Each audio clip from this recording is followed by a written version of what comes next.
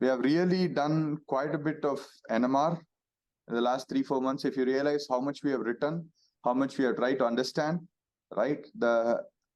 The transitions that we have done is extremely drastic and has a very steep slope. We try to understand things from the first principles, starting from something extremely simple. So let's chart our territory on what all we did. We started from the classical picture or the semi-classical picture. We try to understand how the bulk magnetization comes up. And we were able to see how the signal evolves, what is an FID, what is chemical shift, how does scalar couplings come up in the semi-classical picture. From there on, we moved to the quantum picture. This was extremely crucial. If you might remember, this was until quiz 1, and this was until mid-sem. And this quantum picture was so important because we were able to build up upon things that couldn't have been possible with a semi-classical picture, right? Most importantly, we looked at something called the density matrix formalism. And the reason why I kept on saying density matrix formalism is because, once again, there are other terminologies that are used. This is not the most common terminology that is used. The common terminology that's used is called product operator formalism. The reason why I did not use this term product operator is because then I have to introduce what is this operator space. That means I have to say we are going from the Liouville space to the Hilbert space, which will complicate more and might confuse a few students. So this is why I completely kept away from using the term product operator, but I kept on saying density matrix formalism. But the density matrix formalism that we saw makes use of this product operator space. What do we mean by this? We write the density matrix as a summation of different operators that are there. I don't know how to write an operator, so let's say AI. Let's say AI forms the complete set of operators for a given spin system. What do I mean by this? For a single spin half system, you have E, IX, IY, and IZ. So that's a complete set of operators. And for an IS spin system, there are 16 operators, and you always represent the density matrix as some combination of these 16 operator. Okay, so you go to the operator space where each of the operator becomes a dimension. Once again, I didn't want to complicate matters of that sort. All I wanted to say is that if you get the density matrix, you'll be able to predict the outcome, and therefore the outcome mattered for us. And therefore, if you want a certain outcome, you can also build up experiments. And for that, this quantum picture was extremely important. And some of the things that we went ahead from the density matrix and the time evolution of the density matrix was also to understand how do pulses, delays, and all the other things work, right? With this, I think we finished off with the mid-sem. I think we just did the inept module until then, if you might remember. And after that, we started some serious applications. We also tried to understand how to acquire NMR data. We try to understand what's an experiment, what are dummy scans, why do you have to repeat number of scans, how is a FID characterized, what are the number of points, how is spectral bit determined, and so on. That formed the initial part after mid-sem, because I felt understanding the FID matters for you to understand two-dimensional NMR experiments. So in the application, the first part was setting up 1D. I spent a few classes on that, if you guys might remember. Followed by that, we immediately said 1D is not going to be any more useful. We started to go towards two-dimensional NMR experiments, right? In the middle, we also looked at some cool stuff for 1D NMR experiments where the density matrix formalism helps you understand how to do things that are otherwise not feasible from the semi-classical picture, right? The moment we went to 2D, the experiments that we focused on the most were the heteronuclear correlation experiment. And the two major ones that we saw were the HMQC. We saw the HMQC first because there were minimum number of pulses, and we were able to adapt a lot of terminologies that we learned from inept to a slightly different sequence. The buildup of the inept made us understand what is a HSQC. So with this, we finished off quiz 2, if you might remember. And the last part, what I wanted to achieve qualitatively, meaning that the last few weeks of lectures, was to understand how NMR could be applied to a protein. While I don't claim the fact that I've taught you everything, the whole idea that I wanted to give you was the perspective is that NMR is an atomistic technique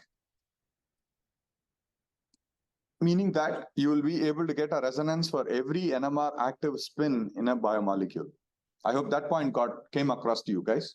So therefore, there's a reporter for every small part of the protein. Any change that happens to any small remote place, you will be able to monitor it, right? And the most important thing that we were able to see were the sequential assignment experiments. And the important thing that I would like you guys to remind yourself of was, once again, these were the application of the density matrix formalism, extending the 2D to other 3D experiments. And in this bunch of 3D experiments, we were able to see how you can develop a suite of experiments that will help you get almost all the assignments for a protein, right? And the last part that we did here, which is super crucial, is a little bit of understanding of what is a nuclear Overhauser effect and how does a 2D nosy work. And yesterday, that's where I took you guys. I said the nosy can once again be clubbed with the HSQC to have a three-dimensional NMR experiment where in the T1, you will have the remote proton labeled. And in the HSQC, you can have the nitrogen and the bonded proton that will be frequency labeled. So this way, one would be able to generate the necessary three-dimensional cubes so as to get different 2D nosies based on the nitrogen frequency, right? So this is where we left. I shared a few set of resources for you guys. So what you see here is the same thing that I was trying to make you guys understand. Here, this is a wonderful resource which talks about how even assignments could be obtained. I don't expect you guys to know that for the exam, but if you're inquisitive to understand how the research goes, this will be very helpful. And if you see, the book that they are ending up following is the same book that we ended up following more or less for the course, right? So they're trying to say the first thing that one has to do is to get the HSQC, and the schematic that they end up showing here would give you an idea of what gets assigned from it. But remember, at this point, when you run the HSQC, you do not know what is I, you do not know what is I-1. You just count the number of peaks, you check the number of amino acids that are present. If the number of peaks correspond close to the number of amino acids, then you know you have a spectrum that can be fully assigned. That's the entire idea. We call it kind of the peak count. So they're trying to give some idea here as well. I was trying to highlight this portion. This corresponds to the CO and H2. For every nitrogen shift, there are 2 protons that end up coming. These are present in asparagine and glutamine amino acids, right? They're adding a little more features to it. They're also trying to show anything that comes downfield of, say, 10 ppm corresponds to the tryptophan side chain NH that's present. Take a look at the side chain of tryptophan that also has an NH, and since it's aromatic NH versus all the others are amide NH, it comes a little more downfield, and they're trying to give you an idea, depending upon the number of tryptophans, you're going to get individual peaks for each one of them. Okay. And in addition, if you're able to acquire your spectrum, the right pH, where your arginine side chain, arginine also has an NH3, I think something like N plus with a H attached to it. And they're trying to make you understand that those chemical shift comes a little more downfield to the backbone amide chemical shift. So that's what they're trying to show here. Or maybe it comes upfield here. I even forget because of it's been a while since I did any protein NMR. Okay, so the idea here is that every NH could be potentially obtained from this HSQC. And one more point that they're trying to say, the C terminus, the protein goes from N to C terminus. The C terminus behaves quite dynamically, meaning that it starts to behave like a small molecule, giving one of the highest sensitivity of peaks, which gives you an idea which is a C terminus residue that's being present. Okay, where were we? We were here. So from immediately after the HSQC, you go to the HNCO, which helps you correlate the NH, the previous carbonyl carbon. And this is one example of one 3D plane. So what do we mean by this? You have a 3-dimensional cube. Right now, what is being plotted here, this is the 13C axis for the carbon C prime, and this is the amide proton. So previously, you had an N-HN correlation. Now there's a C prime HN correlation. So therefore, for every N, you would be, for ith N to ith HN, you will be able to assign a HNCO, the carbonyl chemical shift for it. Are you guys able to see that? So this is for a certain nitrogen chemical shift. Nitrogen is the 3rd dimension that's projecting out of the plane of the screen that you guys are looking at. And there are multiple planes of this. We are just showing one of the multiple planes that we are able to see. They have probably chosen a plane where you see most number of peaks. So immediately after the HNCO, the next experiment is HNCaCO, which will help you correlate the HN to the C prime of the same residue, right?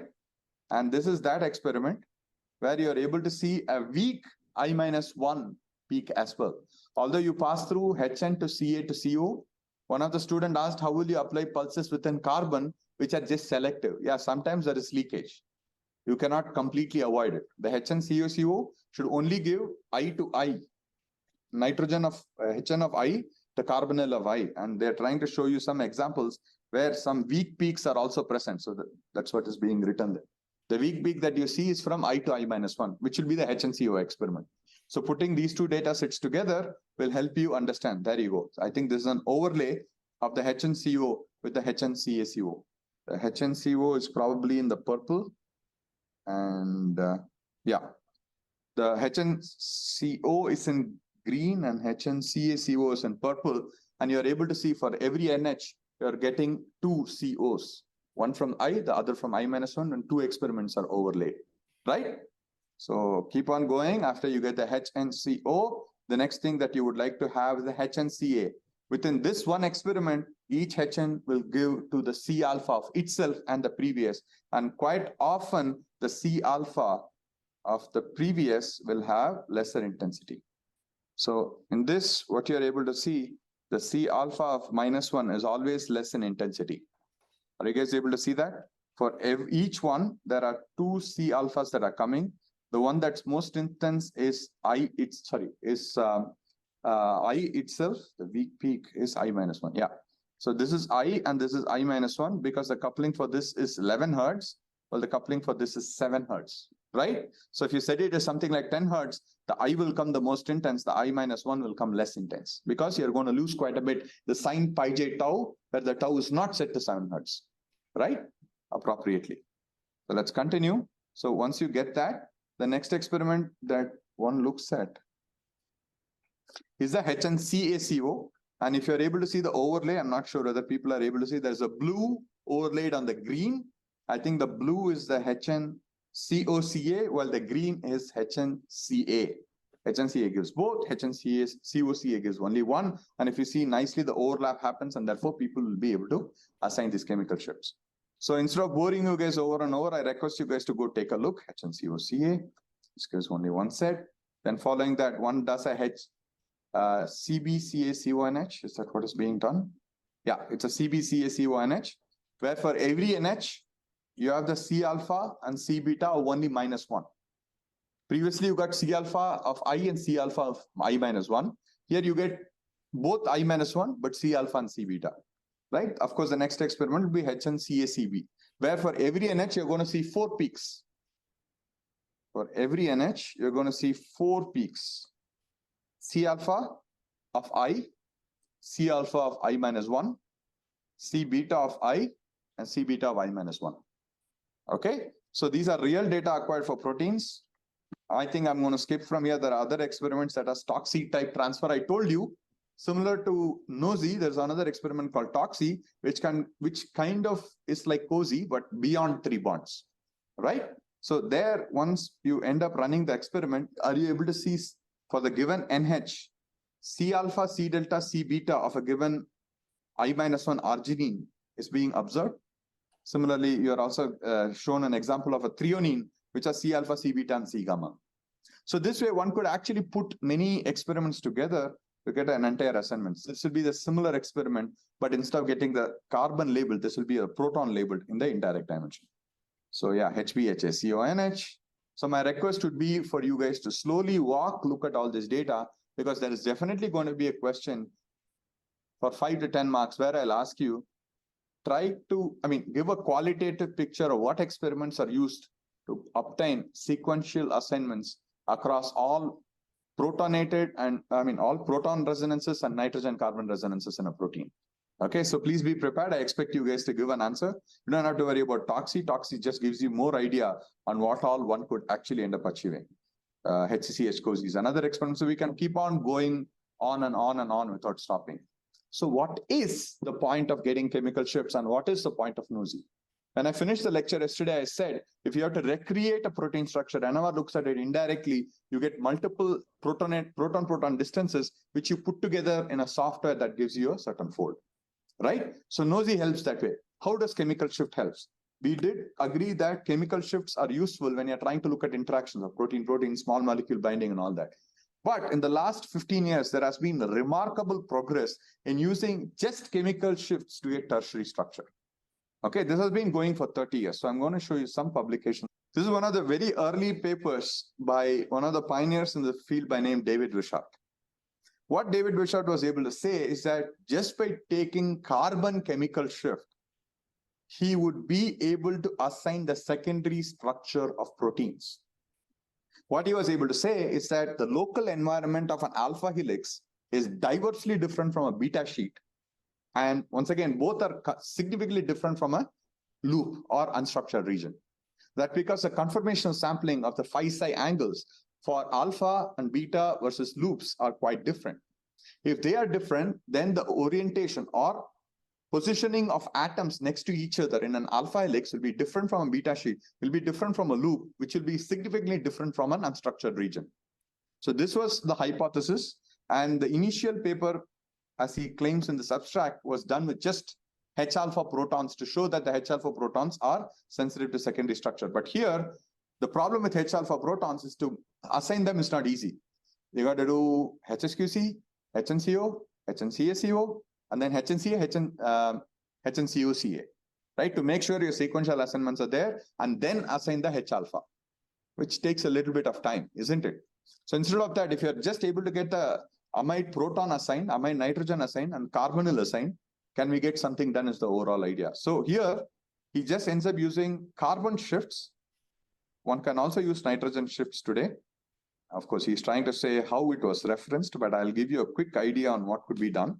And he's trying to give an idea for each type of amino acid as shown in this part.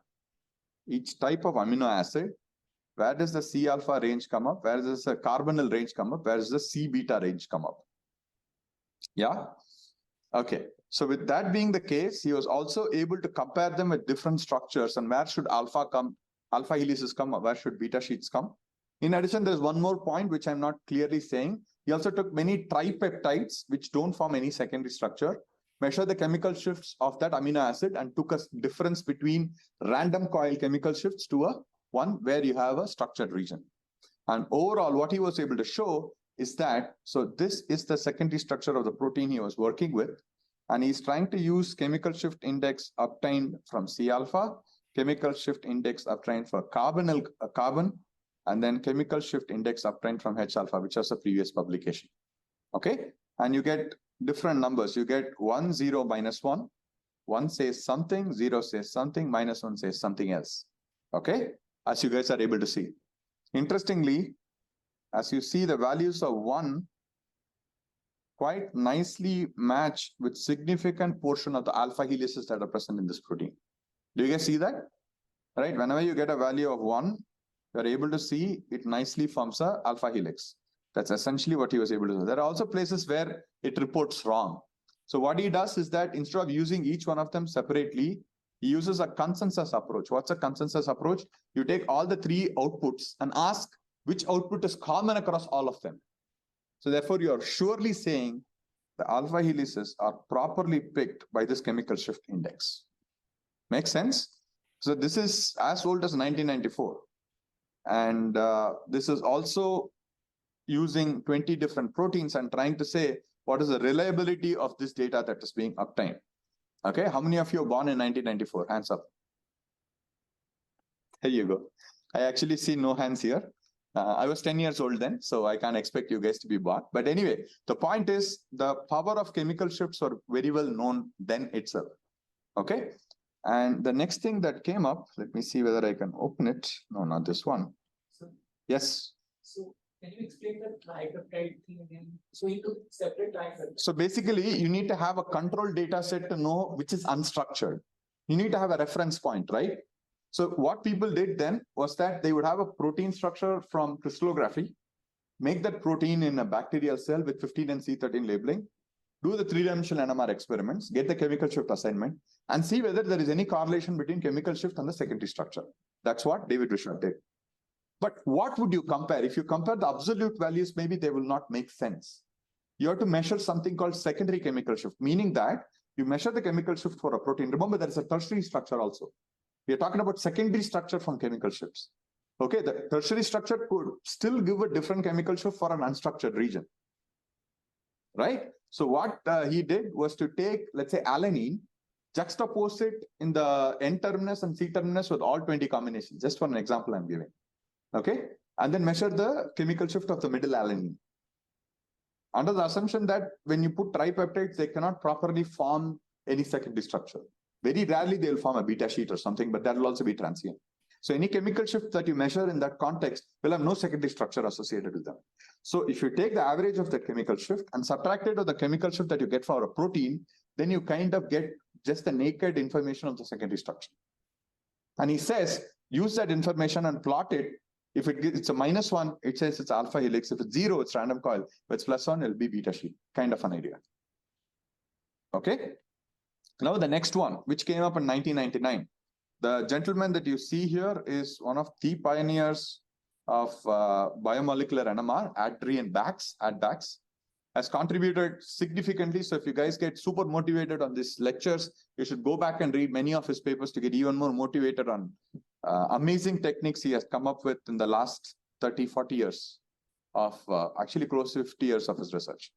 Okay, so now what did he, what was he able to show back in 1999 is that one could end up getting 5 psi angles just from chemical shift. Okay, so this is yet again, previously we said, okay, one could say whether it's an alpha helix or a beta sheet. This is going one step further. I'll not only say it's an alpha helix or a beta sheet, but I'll also reliably give you from 5 psi angles. And how was this done?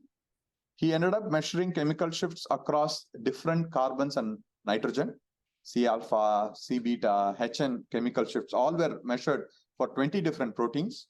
And all these proteins had X-ray crystal structures, high resolution structures. And therefore, what he was able to do is to take every trinucleotide step and check with chemical shifts, what are the 5 psi angles. Okay, so he'll give the list of proteins he worked with. So these are the list of proteins, 20 proteins that were worked with, and what chemical shifts were obtained, and what was the resolution of crystal structures that were being present. So therefore, he mapped what would chemical shifts give in terms of the backbone dihedral angles, Ramachandran angles. So he's not using OC. No, this is not using NOSI at all. Exactly. You have the crystal structure, which has a tertiary information. You assume that the structure sampled in X-ray and NMR are the same for this purpose. You get the chemical shifts from NMR. Then you ask, okay, I took an alanine in the alpha helix versus a beta sheet. Okay, and then if this is, let's say you take alanine in different contexts of alpha helices, then you ask, what is the 5 psi angle for it? Is there any correlation with the chemical shift? If there's a correlation, therefore, can I give an idea of if this is the chemical shift, what should be the 5 psi for an unknown protein? Make sense? So this is correlating to different techniques to get. That's correct. That's how NMR started. Initially in 1980s, people thought NMR cannot solve protein structures. Kurt Utrecht, the 2002 Nobel laureate, is the first one to show NMR can actually solve protein structures. Okay, then people started to make fun saying that NMR can only solve protein structures for which structures are already available, meaning that they're biased, they will give the answer after knowing the answer. So there was a competition where one protein, I forget the name of the protein, was synthesized and given to crystallographers and NMR spectroscopists simultaneously, telling them, don't reveal the answer. Once both are done, then compare the answers. Guess what? NMR was able to solve the first protein structure without knowing any prior information, just with the 2D NOSI. Okay? And actually at that point, if I remember correctly, even the 2D NOSI data was not available. People are using like thousands of 1D NOSIs to get the structure. Right? So then people are able to prove NMR could do structures of proteins. So we are walking through that history where at that point of time, okay, you're just saying if you have information, can you do? So people are leveraging the other structural biophysical information to see what NMR can give. That's the phase of history that we are in, 90s. Okay, the 3D experiments were coming up. All the 3D experiments, even the review that I shared with you is 1998 or something. So all the 3D experiments we are talking about got developed in early 90s, mid 90s. The moment the pulse field gradients were introduced, I think it's 1989, after which all the 3D experiments started to explode because phase cycling was not required. It was easy to remove artifacts with pulse field gradients and people could go faster. Okay, so we are in that phase of time where people are still understanding what could NMR give. So this is that phase where they ended up using crystal structures, which has very high, that's what they're trying to prove with these resolution. They have high resolution crystal structures. They ended up measuring as many chemical shifts as possible using the three-dimensional NMR suite of experiments. Once that is done, can I go amino acid after amino acid? Look at how many residues are there. So there are proteins that have so many residues are being present. So the alanine would be studied in so many different contexts, right? And therefore, he's trying to ask, can I pick up a correlation from the structure and therefore use it? If I have an unknown chemical shift, can I get a phi psi? So basically, if I have to write it, what is being done is that X-ray structure gives you phi psi, right? NMR gives you 13C, 15N shifts. So they're asking, what do I learn? Okay. After I have learned it, if I give 13C, 15N shifts, can it give me phi psi? Psi I wrote, but phi psi. For the people of this generation, you will say, oh, this is machine learning. But we are talking about 1990s, right? This is human learning. Humans were enjoying still learning stuff by themselves, not leaving it to machines, right? So basically, when you think about it, this is training the data set and asking, what do we learn? After we have learned, can we predict? That's the overall idea. So that is the entire crux of this work, where they were able to show this. And this is an optimization of how it was practiced and how it was done. And it also gives you an overlay of what is the data set, how many residues were present, and how did people come up with iterative prediction. First, you will always start by knowing something, learning from it, and predicting what is already known. The moment you are able to predict whatever is already known accurately, then you will use that to predict whatever is unknown. So the first part is just predicting whatever is already known, right? And then once the moment they train on it, let me show, there you go. This is a classic example where they end up giving data for a protein. The chemical shifts are given. This is the primary sequence. The moment you give the primary sequence, this program will predict this is phi, this is psi. This is psi-phi Ramachandran map. And whatever you see in the gray are what Ramachandran predicted. Whatever you see as dots are what is predicted from this methodology by leveraging NMR chemical shifts and X-ray structures. Okay, so therefore, let's say you have a protein and you give it chemical shifts. Previously, what did we say? Oh, it can say alpha helix or beta sheet. Now you can go one level up and give even more information on what are the phi psi angles. So this program is called Talos. And in 2008 or 9, this Talos was updated with a neural network, which is called Talos Plus, I think. Talos Plus, and there is also a Talos N, which ends up leveraging even more NMR data. Remember, in 1990s, there were very few chemical shifts and very few crystal structures available, relatively. In the next 10 years, there's an explosion of crystal structures and NMR data and systems that are both crystallized and studied with NMR. And therefore, this database improved and people could use machine learning at that point to still get some information out of it. Okay. So where did we go? We said chemical shifts can give secondary structure. On top of secondary structure, it could give phi psi angles, right? This got up to one more level, where the same gentleman, Adbax, what he did was to use something called the Rosetta force field. Rosetta force field is generated from crystal structures. I don't want to go into details of what is a force field here, but it ended up using all the crystal structures from PDB at that given point of time and learned an energy function to get a structure if you give a primary sequence. I agree you guys are living in the machine learning world where AlphaFold is available, but I'm talking about 2008-9 when this was not available. Okay, so what it did was to take all the crystal structures, come up with an empirical force field so that using that equation, if you give a primary sequence, it can give a tertiary fold of a protein. Okay, so that's when Advax thought about it. Oh, why don't we give NMR chemical shifts to help the force field to come up to a better structure? So this is one example where he ends up using chemical shifts of different proteins yet again. Name of the proteins are all given here. They encompass size of 56 residues to about 130 residues. And what he was able to show is that you're seeing two colors here. The red color structure is from Rosetta, and the blue color structure is obtained from crystallography or NMR using NOSI data.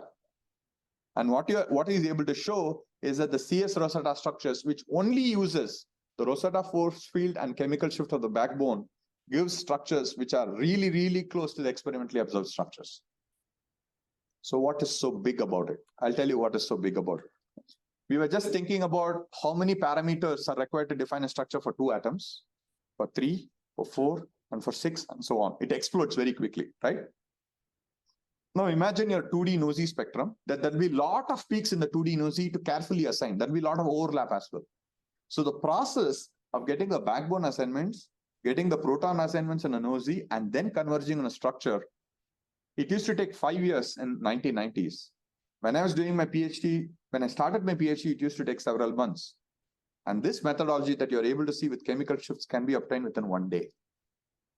Whatever used to take about several years takes about a day to get right now. I mean, in 2009. So that's the power of how technology could transform something that took a long time to get done, but could be going faster. I hope slowly I've demonstrated the idea that NMR is an atomistic technique. Using the NOSI, you'll be able to get tertiary structures. But slowly things have gone to an extent where the most sensitive parameter, which is chemical shift, could also be used to get structures of proteins within a much, much quicker time. So that's what they're trying to give you an idea. They're trying to show what is the overall agreement or disagreement between the backbone of the one that's predicted with chemical shift and Rosetta force field versus the actually experimentally determined structures. This shows accuracy, isn't it? If you determine it with a complementary technique and use this technique, and if they both match, that means the new technique you're coming up with is robust, right?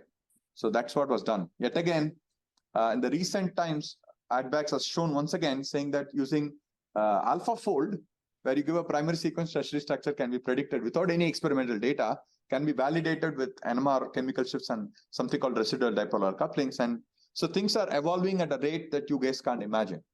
And to put things in context, why am I so fascinated about it? Is because about 50, 60 years back, 1950s is when the first protein structure came of myoglobin.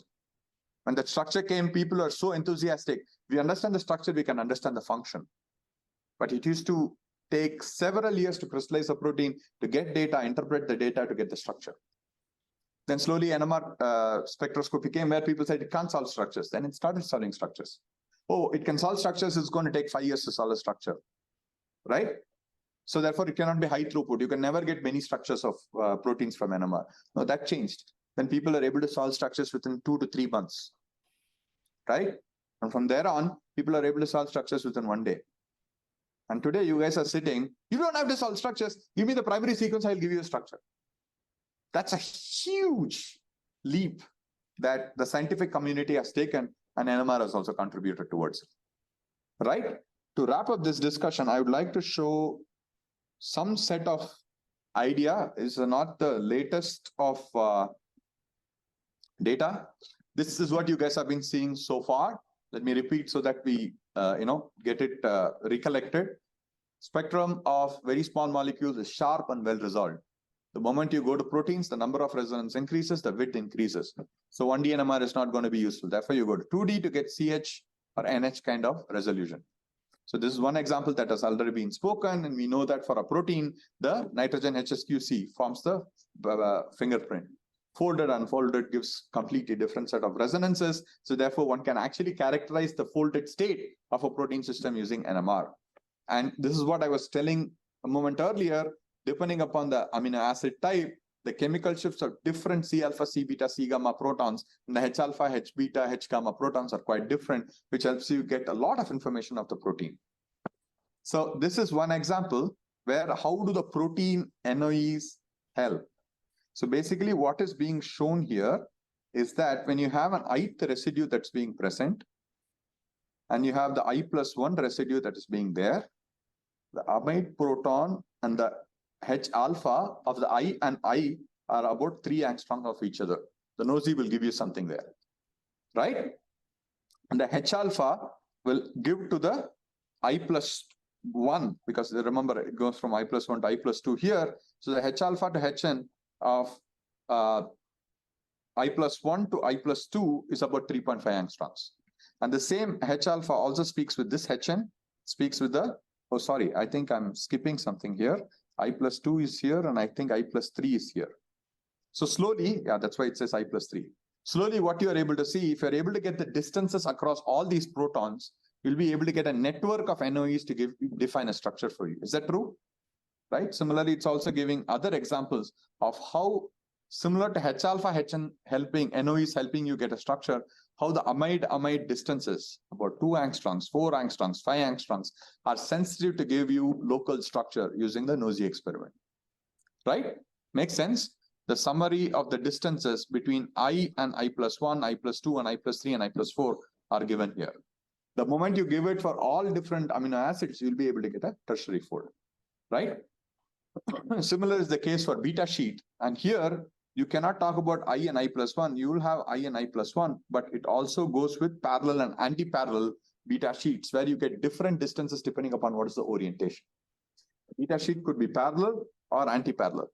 Okay, and depending upon those interactions, you could get specific distances, and you're able to see these distances are much more shorter than the alpha helix, helping you that the nosy will definitely help you distinguish the structures. Okay, I'm switching gears. I'm not in chemical shift anymore. I'm saying how NOE helps, right? With that being the case, this is some summary of the data from something like 2006 to 2016. This is the time during which I did my PhD and postdoc, where one of the consortium was solving structures using X-ray and NMR, and you're able to see about 300, 400 structures were solved within a period of this 10 years. So from what used to take several years within a group that has expertise, people are able to solve much more. But all this being said, let's also go to the fact that where does NMR fail, right? What is the power of NMR? As much as you said, it can give you high resolution information. The thing that kills you is line width. As the size starts to increase, the R2s increase, line width increases. So that's a big problem. And I've already hand-wavingly given you an idea. Then one could actually do Trozy experiment to pick one of the multiplets from the HSQC, which gives you a higher resolution. So this gives you an idea at 1 gigahertz NMR, you will get the lowest of line widths. So this is what is plotting line width as a function of the spectrometer field strength. So this you can imagine as B naught being the x-axis, line width in the y-axis. So people are rushing to get their 1 and 1.2 gigahertz so as to get a higher resolution, better sensitivity, and a better Trozy effect in order to characterize very large systems. This is one example that I had shown earlier for a 405 residue protein, which is about, 40 kilodalton, where you're able to see the resolution is poor in HSQC, but when you do the Trozy experiment on the left, you get better resolution. In addition to NMR techniques, people have also gone to make specific labeling in the protein, meaning that instead of carbon labeling everything, this is one example where only the methyl groups of, let's say, alanine, valine, isoleucine, leucine will be labeled. So therefore, one could actually go for a very, very large system. This is called MSG, I forget, malate synthase G. 741 residues that corresponds to something like 75 kilodalton.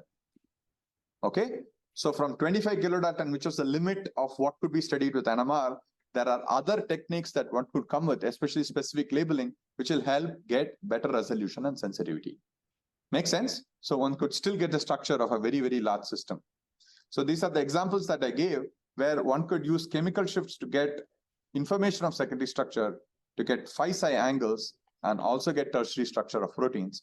And you guys are living in the age of AlphaFold, where NMR can still give you validation of the predictions that end up coming. Yeah? So with this, I still don't want to finish. This is not where the power of NMR exists. The power of NMR exists not just in getting structure, but also in characterizing chemical exchange.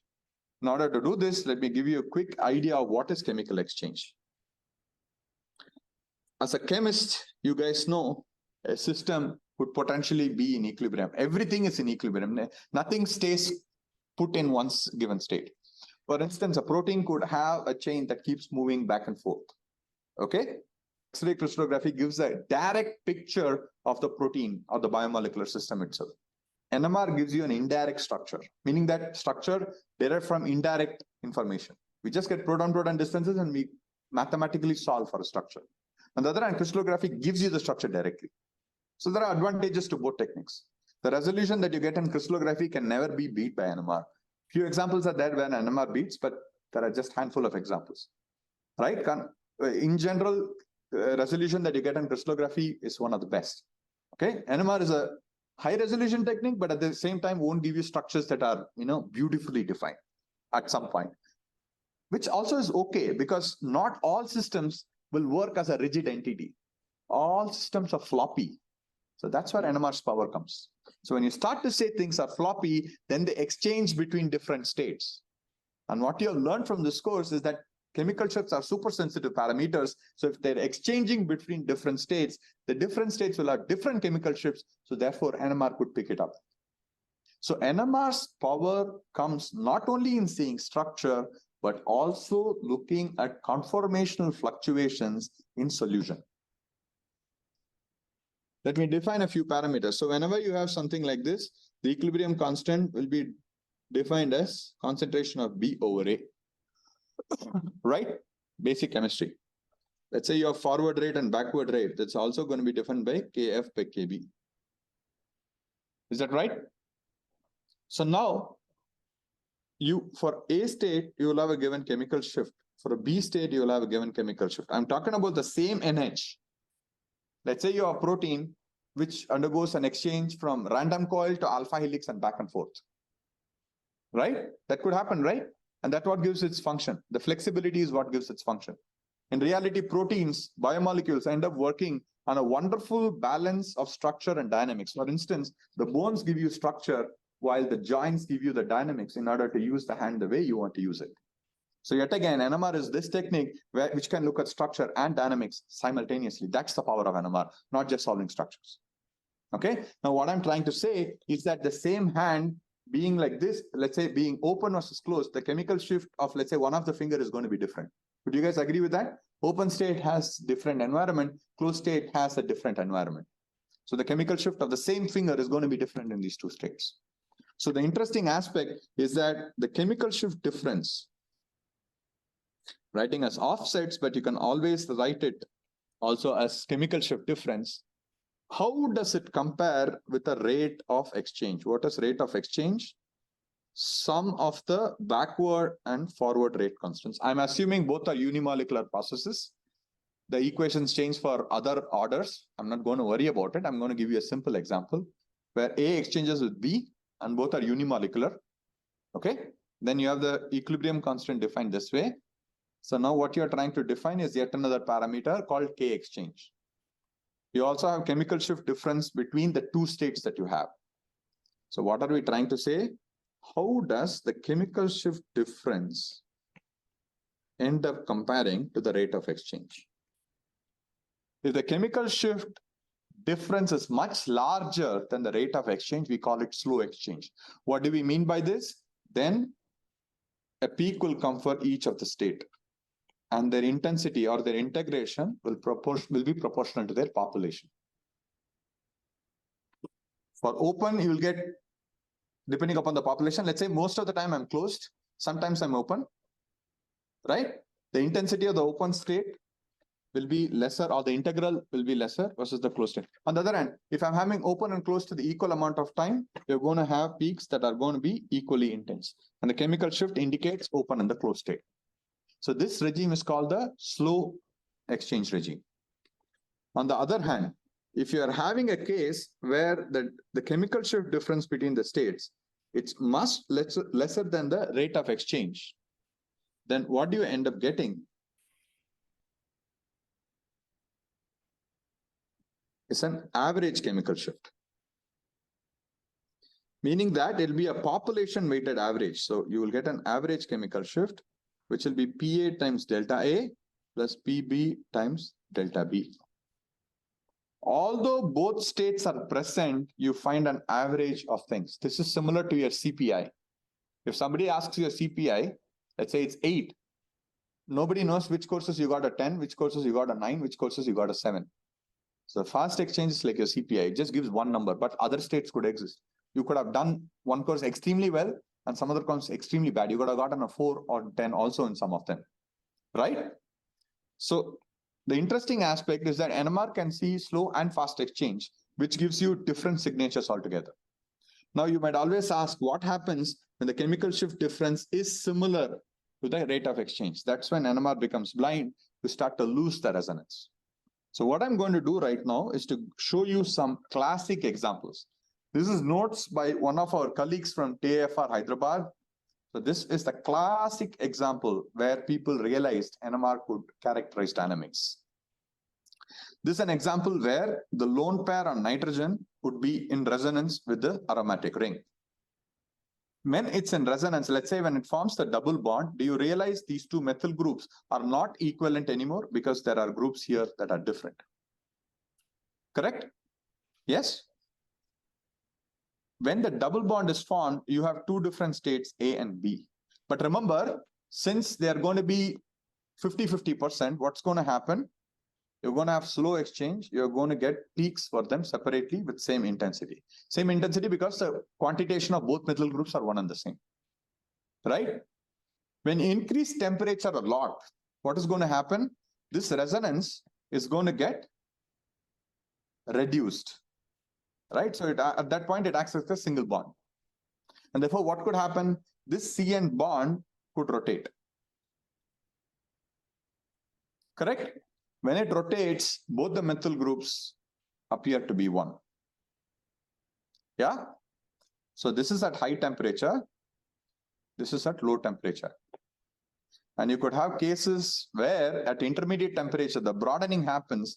And if your noise is high, you may not see a resonance. So that is what is called intermediate exchange. So if you see a peak in NMR, it means something. If you don't see a peak in NMR, that also means something else. If you see one peak for multiple states, that means it's in fast exchange. If you see multiple states in slow exchange, that means that all these states are not exchanging that fast. It gives you an idea of what is the rate of exchange as well. Okay? As I said, I was not the relaxation. People who are really interested, see the set of equations that are set up. The block equations that we learned will be updated with this chemical exchange and can be written as block McConnell equations. Not going to go into details. None of this will be tested upon. Just giving you an idea, similar to the way we developed the block equations, the Solomon's equations, one could also develop the block McConnell equations to understand how does chemical exchange happen. The moment you collect NMR data, you'd be able to use these equations and therefore go back and characterize what different states exist within your system.